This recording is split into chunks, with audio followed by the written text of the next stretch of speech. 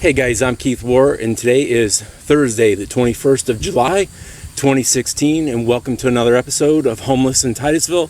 And today I'm being joined by, what is your name, sir? Kevin McCort. They call me Hillbilly. Kevin McCort, also known as Hillbilly on the Street. Yep. So Kevin, how long have you been homeless? About 4.5 years. 4.5 years.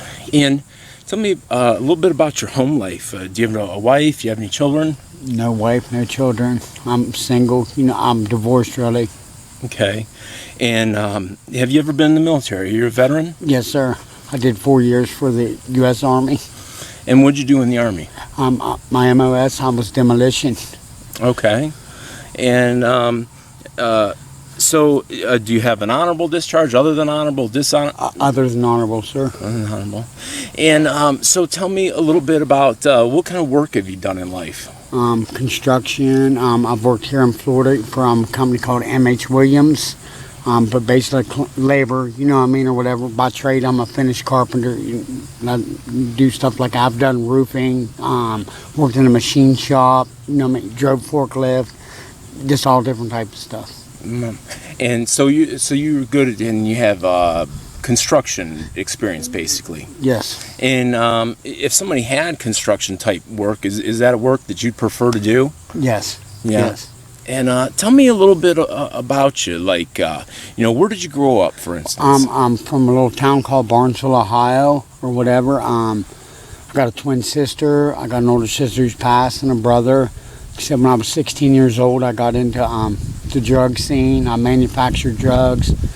Like what kind of drugs? What I was doing the methamphetamines. I was cooking methamphetamines. Some had a robbery go down. They tried to rob me for my drugs. When I was cooking, shot and killed a man. State of Ohio gave me 22 to life. And you spent 22 years in jail. Wow. Right. I got it dropped down to 15 to 45 years. You know what I mean? But it took me 15 years to do that. Then they paroled me to the federal government because they had a detainer for me. And I went in front of them in Columbus, Ohio. Man, they sentenced me to 7 years for manufacturing of methamphetamines.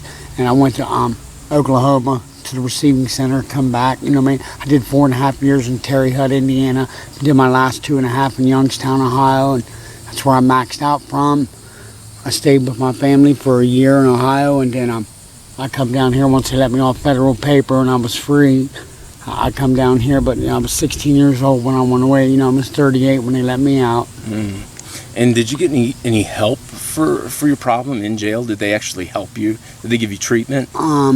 Or did you just spend time in a box? I just more or less spent time in a box. You know what I mean? They had some help. You know what I mean? But basically, no help. Wow. And what do you do now to feed yourself? Do you have food stamps? I receive no food stamps. I receive no medical, no nothing like that. I panhandle. Ask people. I fly a sign, what they call flying a sign to people, begging for money, pretty much. You know what I mean? Panhandling. I've ate out of dumpsters. Just whatever it takes. You know what I mean? Just whatever I've had to do. You know what I mean, to survive. Yeah.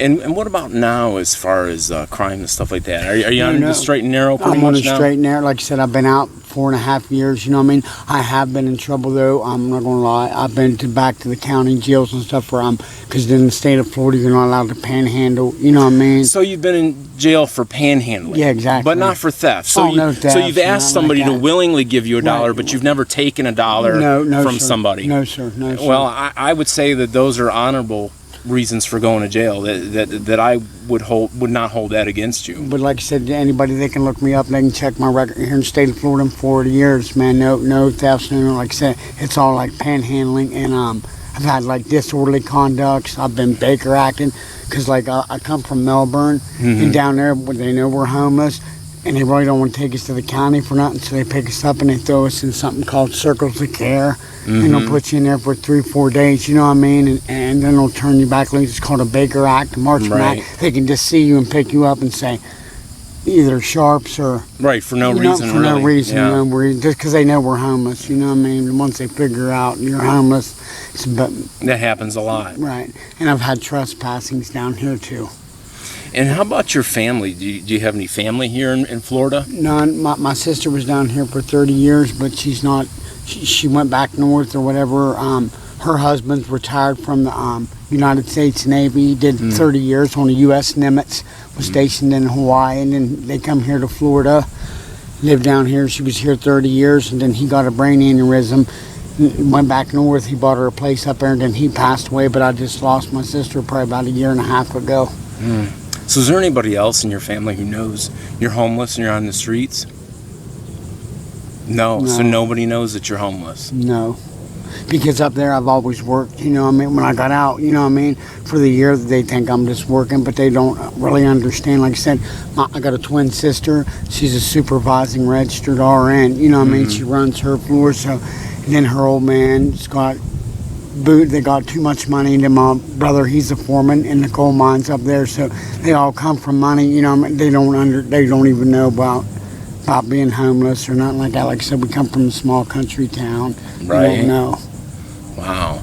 And what is your biggest need out here on the street? Like what's the number one thing you struggle with? My medical, because I've been like sick. You know, I get sick out here, and there's nothing you can do. And like I said, and what do you mean by sick? You know, I noticed when I came up to you that your arm is disfigured and it's red and it looks pretty fresh. I mean, what's going on with you? Well, they broke my arm. They hit me with the ball bat. You can see the bone. Oh my God, I don't know if you guys can see this in the camera, but the skin is still red. It's deformed. I will be showing you a little more video on this about how bad this is. And were you seen for this? Yes, they see me at Cape Canaveral Hospital. I mean, the police actually caught him, hit me with the ball bat or whatever. So you were beat up with a baseball. And why did this person beat you up? I guess they see me flying the sign, and they waited for me. I guess they thought I had a pocket full of money. You know what I mean?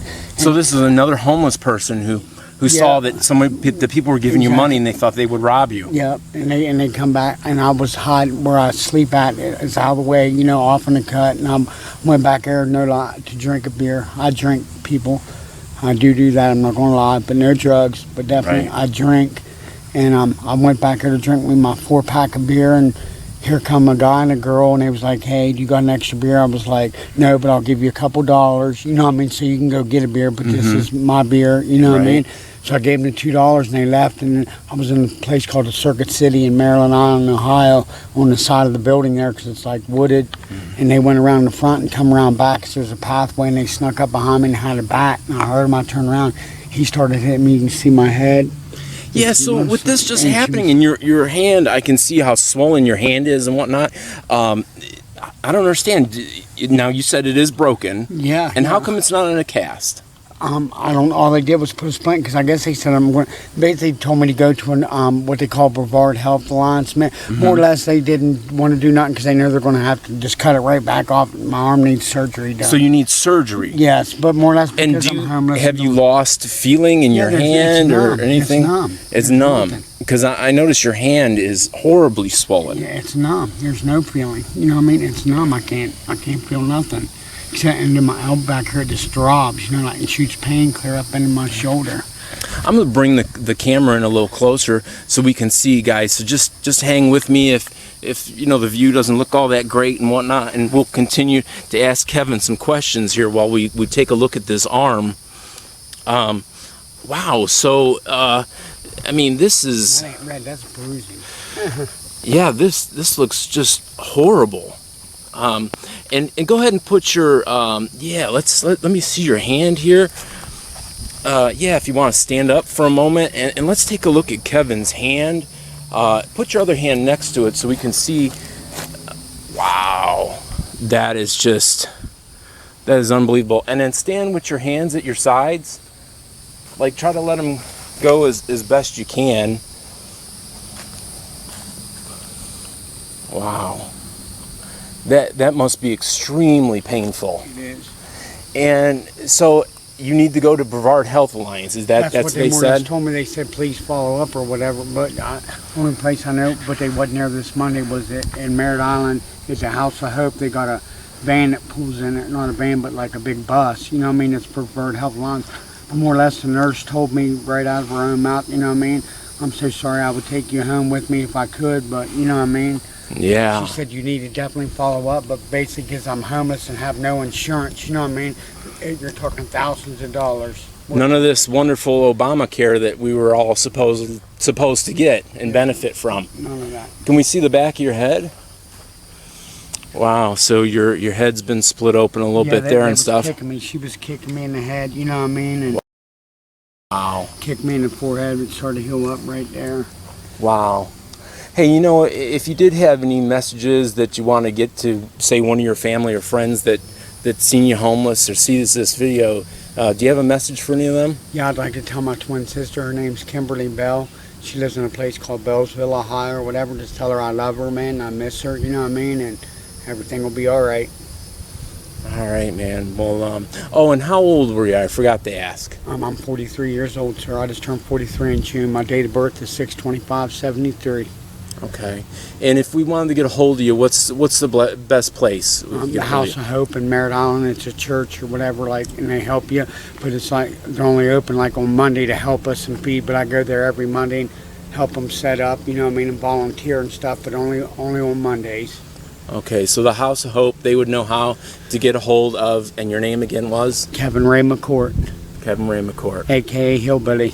Okay.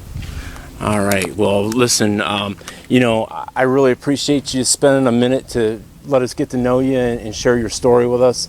And I hope that somebody out there reaches out.